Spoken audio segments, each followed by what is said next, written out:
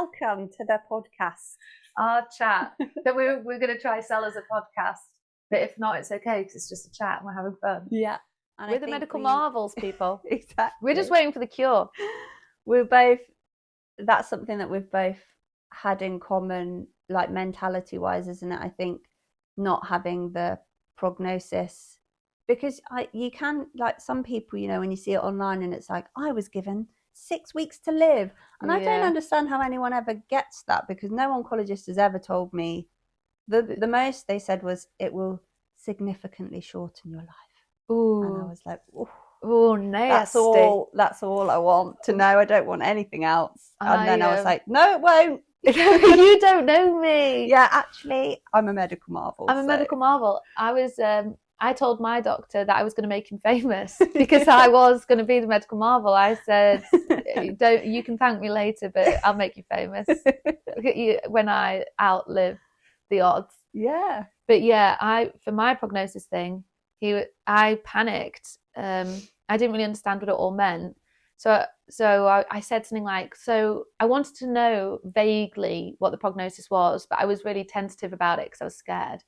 So I said something like, well, do I still have 80 years to live? And I think I meant, could I live till I'm 80 still? And it came out as, do I have 80 years to live?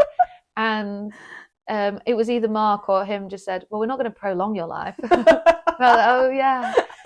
And then he said, do you want to know about your prognosis? And I said, only if it'll make me feel better. Ooh, and he went, and then that face was enough. And I said, I think I should leave. I don't think I should be here anymore.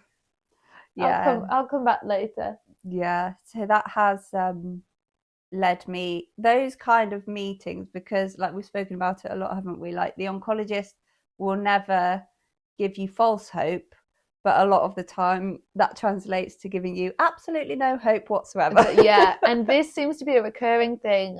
They're really negative and they're preparing you for the worst. And sometimes you end up doing a bit better than what they expected or whatever, but they will prepare you for the worst. Yeah. It seems, in our experience, that's not everyone's experience. No, exactly. But it seems to be a commonality that people have. Like, oh my God, they just pile you in the group of, oh crap. Yeah. Like this, or like you said, like the statistics say X, Y, and Z. Yeah. Or like we expect X, Y, and Z, and that's always going to be a little bit worse than what you because expect you're for not yourself. Yeah, it's always worse than what you expect for yourself. Yeah. But the stats are skew as well because they're not full of people that are early 30s, fit and healthy otherwise. Yeah.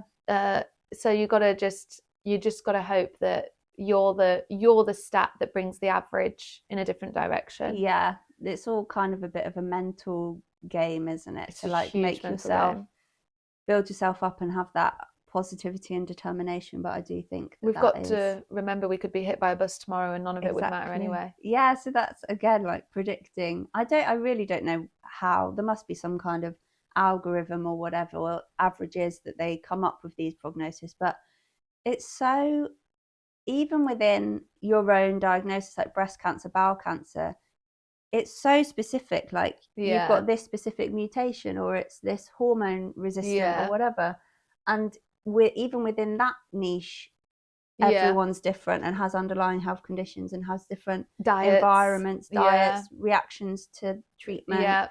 So I really don't know how they can look at someone and say, this is the average. Yeah, I agree with that. Yeah.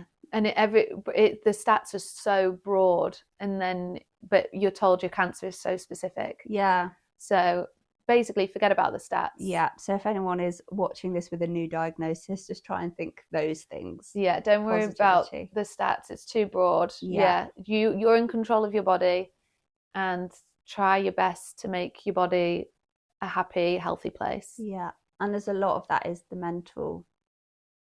I do think like the way that you think about things and your mental state. This really annoyed me though, because everyone would say to me, but you've got such a positive mental attitude, so that will really help, because if you have a positive attitude about it, you'll get more years and it'll really help. sorry, I've been positive the whole time. Yeah, I don't, that's true. I've not come from being negative.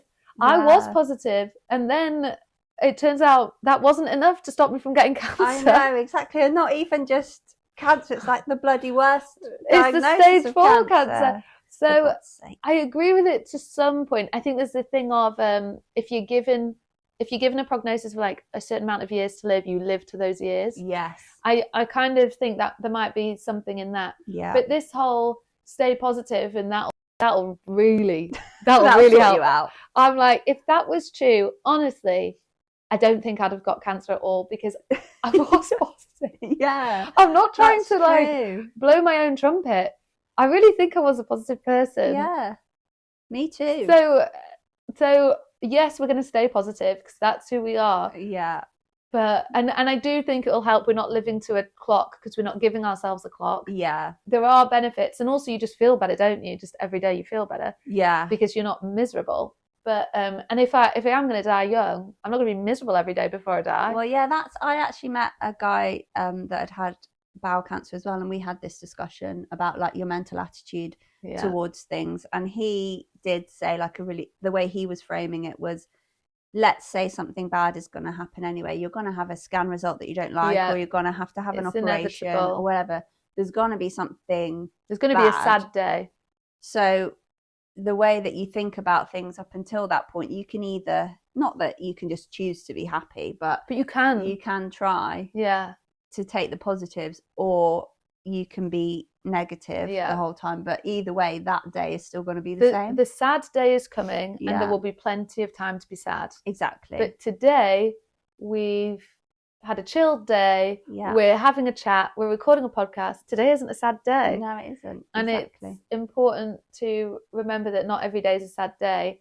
Everybody is due a sad day, whether you got cancer or not. And life is terminal. All of these things. And we could get hit by a bus tomorrow, and we don't want to spend any time worrying about things unnecessarily. Yeah. But I'm not insane. I'm not a psychopath. We do get sad. I do get sad. Yeah. And I do cry sometimes. It's just I don't need to spend all my time doing that. That's like, we acknowledge it. It's in the back there. And then we squish it down like good, healthy people. It's a good job we found therapists. It's a good job They're going to have to work hard. Yeah. I said to mine, I had that first session, and I said, she was like, so do you want to come every week, or what do you want to do? And I said, I don't know. I was expecting that I'd come every week for 6 weeks, and then it would kind of be done. And then bye. They'd be cured. Some people have therapy for their whole lives. Well, she just looked at me and she was like, oh, that's not going to happen. I was like, that's just not right. I'm in for a long journey of counselling. Yeah. But I quite enjoy the process. I have found a really good therapist. I think mine's going to be really good as well. I definitely enjoyed the process of it. I didn't really get to know her because she was so, tell me why you're here. And then that lasted for ages because... Well, yeah, that is kind of the point though, isn't it? It's like, weirdly, it's like having a selfish friendship. You feel so self-indulgent, don't you? Yeah, in a friendship, there's like a back and forth. How have you been? What's going on with you? Whereas in therapy, it's just you. Yeah. And you almost feel rude. I've actually, just in with friends, I've found that sometimes I got really worried at the beginning that I was being really self-indulgent and really selfish and not a good friend. But you try to be kind to yourself, and you say, there is a lot going on in your mind. There's a lot to process. You're allowed to talk about it. Your friends are interested. But you feel, I was really wary that other people have stuff going on in their lives. Don't take over. Yeah, don't just talk about yourself the whole time. Yeah, like, but then it's hard. Sometimes it's hard not to, because these are big decisions and big changes. Yeah, especially at the start when you first get your diagnosis and you're just overwhelmed with everything, really, aren't you? Overwhelmed, I think, is one of the key emotions. Overwhelmed. Yeah, actually. Yeah, maybe a bit of fear and sadness and whatever, but the big one was overwhelmed because I didn't understand it.